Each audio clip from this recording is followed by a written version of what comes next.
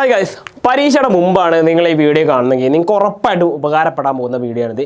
കുറഞ്ഞ സമയം ഉണ്ടാവുള്ളൂ, പക്ഷേ നിങ്ങൾക്ക് കൂടുതൽ കാര്യങ്ങൾ കിട്ടുന്ന വളരെ വലിയ ഇമ്പോർട്ടൻ്റ് ആയിട്ടുള്ള അതാ ഞാനിവിടെ കൊടുത്തിട്ട് നാളത്തെ നിങ്ങളുടെ എക്സാം. ഒരുപക്ഷെ നിങ്ങൾ ചിലപ്പം എക്സാമിൻ്റെ ദിവസമായിരിക്കും ഇത് കാണുന്നുണ്ടാവുക, അതിൻ്റെ തലേന്ന് ഷൂട്ട് ചെയ്തിരിക്കുന്ന വീഡിയോ ആണ്. അപ്പോൾ എന്തായാലും കൂടുതലായിട്ട് പറയാനൊന്നുമില്ല.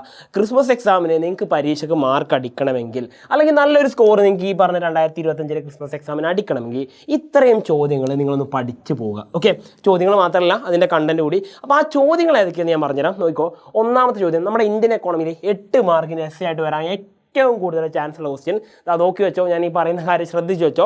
നിങ്ങളുടെ പരീക്ഷയിൽ ഏറ്റവും കൂടുതൽ നിങ്ങളുടെ ഇന്ത്യൻ എക്കോണമിയിൽ നിന്നും നിങ്ങൾക്ക് ആകെ 3 എസ് ഉണ്ടാവുക. അത് 2 ഇന്ത്യൻ എക്കോണമിയും ഒരു സ്റ്റാറ്റി ആയിരിക്കും ഉണ്ടാവുക. ആ 2 ഇന്ത്യൻ എക്കോണമിയിലെ ഒരു ചോദ്യം എന്ന് പറയുന്നത് ഈ ചോദ്യമായിരിക്കും. ന്യൂ ഇക്കണോമിക് പോളിസി എന്ന് പറഞ്ഞാൽ നമ്മൾ കേട്ടിട്ടുണ്ട് പുത്തൻ സാമ്പത്തിക നയം എന്ന് പറയുന്നത് അല്ലേ.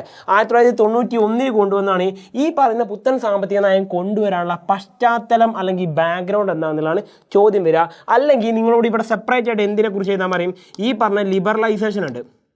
ഓക്കെ, ഈ പറഞ്ഞ ലിബറലൈസേഷൻ മലയാളത്തിൽ നമ്മൾ ഉദാരവൽക്കരണം എന്ന് പറയും. ഈ ഉദാരവൽക്കരണം എന്തായിരുന്നു, അതിൻ്റെ കുറച്ച് പ്രത്യേകതകൾ ബാങ്കിങ് മേഖലയിലും കുറച്ച് മേഖലയിൽ നടത്തിയിട്ടുണ്ട്. അതിനെക്കുറിച്ച് എന്ത് ചെയ്യാം, ചോദ്യം വരാം. 8 മാർക്കിൻ്റെ ചോദ്യം.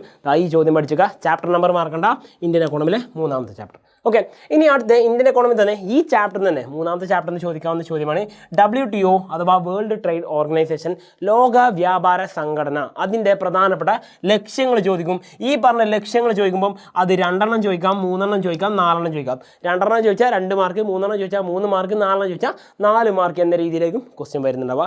പഠിച്ചു വെക്കണം. ഇനി അടുത്തത് ഇതേ ചാപ്റ്ററിൽ തന്നെയുള്ള 3ാമത്തെ ചോദ്യം ഔട്ട്സോഴ്സിങ് എന്താണെന്നാണ്. ഓക്കെ, ഈ ഔട്ട്സോഴ്സിംഗ് എന്ന് പറഞ്ഞു കഴിഞ്ഞാൽ നിങ്ങൾ കേട്ടിട്ടുണ്ടാവും. ഈ പുറം തൊഴിൽ കരാർ എന്നാണ് ഇതിൻ്റെ മലയാളം. ഓക്കെ, പുറം തൊഴിൽ കരാർ എന്ന് പറഞ്ഞത് ഈ പുറം തൊഴിൽ കരാർ എന്തുകൊണ്ട് ഇന്ത്യ ഏറ്റവും ബെസ്റ്റ് സ്ഥലമായി മാറി, അതിൻ്റെ കാരണം എന്ത് ചെയ്യാം ചോദിച്ചേക്കാം. 4 മാർക്കിന് വരെ മാക്സിമം ചോദിക്കാവുന്ന ചോദ്യമാണിത്. 3 മാർക്ക് ഇവിടെ കൊടുത്തിട്ടുള്ളൂ എങ്കിലും. ഇനി അടുത്തത് നമ്മുടെ 4ാമത്തെ ചാപ്റ്ററാണ്. ഇന്ത്യൻ എക്കോണമി 4ാമത്തെ ചാപ്റ്റർ എന്നുള്ള ചോദ്യമാണ് പോവർട്ടി ഇറാഡിക്കേഷൻ പ്രോഗ്രാം അഥവാ ദാരിദ്ര്യ നിർമ്മാർജ്ജനത്തെക്കുറിച്ച് ഷുവറായിട്ട് ഞാൻ പറയുന്നു. നാളത്തെ പരീക്ഷയ്ക്ക് നിങ്ങൾക്ക് ഷുവറായിട്ട് വരാൻ പോകുന്ന ചോദ്യമാണ് ഈ പറഞ്ഞ ദാരിദ്ര്യ നിർമ്മാർജ്ജനം എന്താണെന്നും അതിൻ്റെ പ്രധാനപ്പെട്ട 3 തലങ്ങൾ എന്തൊക്കെയാണെന്നും പരീക്ഷയ്ക്ക് ചോദിക്കും. 3 തലങ്ങൾ കൃത്യമായിട്ട് ഞാൻ പറഞ്ഞിട്ടുണ്ട്, ലൈവിലും നമ്മൾ ഡിസ്കസ് ചെയ്തിട്ടുണ്ട്. ഈ ഭാഗം മിസ്സാക്കാൻ നിങ്ങൾ പഠിച്ചു വെക്കോ, പരീക്ഷയ്ക്ക് ചോദ്യം വരും, ഷുവറായിട്ട് പഠിച്ചു വെക്കുക. ഓക്കെ, ഇത് 8 മാർക്കിനുള്ള ഒരു എസ്സേ ക്വസ്റ്റ്യൻ പോലുമായിട്ട് ഈ ചോദ്യം വന്നേക്കാം. കൃത്യമായിട്ട് പഠിച്ചു വെക്കാം. നെക്സ്റ്റ് ഇതേ ചോദ്യം നോക്കിക്കോളൂ, മറ്റൊരു രീതി ചോദിക്കാറുണ്ട്.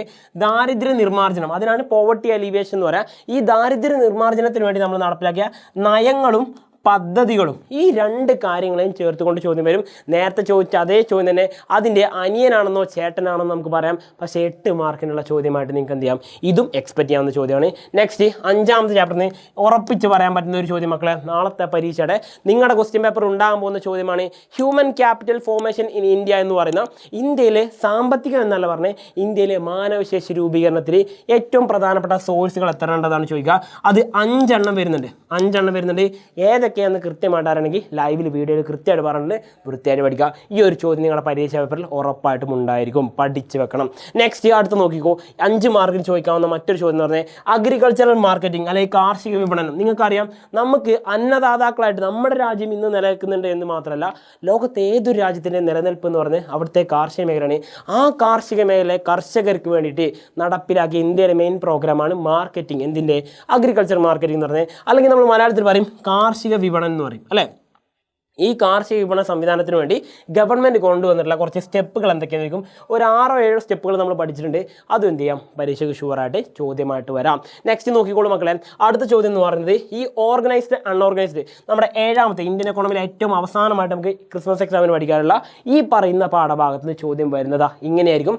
ഒന്നുകിൽ ഓർഗനൈസ്ഡ് അല്ലെങ്കിൽ അൺഓർഗനൈസ്ഡ് എന്ന് വെച്ചാൽ സംഘടിത അസംഘടിത മേഖലകളെ പരസ്പരം തരംതിരിക്കാനോ, അല്ലെങ്കിൽ കുറച്ച് ആൾക്കാരെ തന്നെ ഇവർ ഏതൊക്കെ ഗ്രൂപ്പിൽ പെടുന്നു എഴുതാനോ, അല്ലെങ്കിൽ ഈ പറഞ്ഞ സംഘടിത മേഖലയുടെ നേട്ടങ്ങൾ എഴുതാനോ പരീക്ഷയ്ക്ക് ചോദിക്കാം. ഇനി ഈ ചോദ്യം തന്നെ മറ്റൊരു രീതി ചോദിക്കുന്നത് എങ്ങനെയാണ്, ഫോർമൽ സെക്ടർ അല്ലെങ്കിൽ ഇൻഫോർമൽ സെക്ടർ. ഓക്കെ, ഈ പറഞ്ഞിരിക്കുന്ന ഔപചാരിക മേഖലയും അനൗപചാരിക മേഖലയും തമ്മിലുള്ള വ്യത്യാസം രണ്ടും എന്താണ്, ഒരേ സംഗതി തന്നെ. ഇപ്പോൾ ഉദാഹരണത്തിന് നിങ്ങൾക്ക് ഒഫീഷ്യലായിട്ടൊരു പേരുണ്ടാവും, വീട്ടിൽ അമ്മ വിളിക്കുന്ന പേരുണ്ടാവും അല്ലേ. അതേപോലെയാണ് ഒഫീഷ്യൽ നെയിമും അമ്മ വിളിക്കുന്ന പേരൊന്നും മാത്രം ഓർത്ത് വെച്ചാൽ മതി, ബാക്കി സിമ്പിളായിട്ട് നിങ്ങളിത് പഠിച്ച് എഴുതണം. ഇനി സ്റ്റാറ്റി എന്നുള്ള ചോദ്യങ്ങൾ നോക്കിക്കോളൂ. സ്റ്റാറ്റി എന്ന് മക്കളെ ഉറപ്പിച്ച് പഠിച്ചോ നിർബന്ധമായിട്ട് ഞാൻ പറയുന്നു മക്കളെ. ഈ ഒരു ചോദ്യം നാളത്തെ പരീക്ഷാ പേപ്പറിൽ നിങ്ങൾക്ക് ഉണ്ടായിരിക്കും. കാരണം എന്ന് പറഞ്ഞാൽ ഈ ചോദ്യമില്ലാതെ ക്വസ്റ്റ്യൻ പേപ്പർ തയ്യാറാക്കാൻ ഏതൊരു എക്കണോമിക്സിൻ്റെ ടീച്ചർക്കും സാധിക്കില്ല എന്നുള്ളത് കൊണ്ട് മാത്രം തന്നെ മക്കളെ നാളത്തെ പരീക്ഷയ്ക്ക് നിങ്ങൾക്ക് ചോദ്യം പ്രതീക്ഷിക്കാം.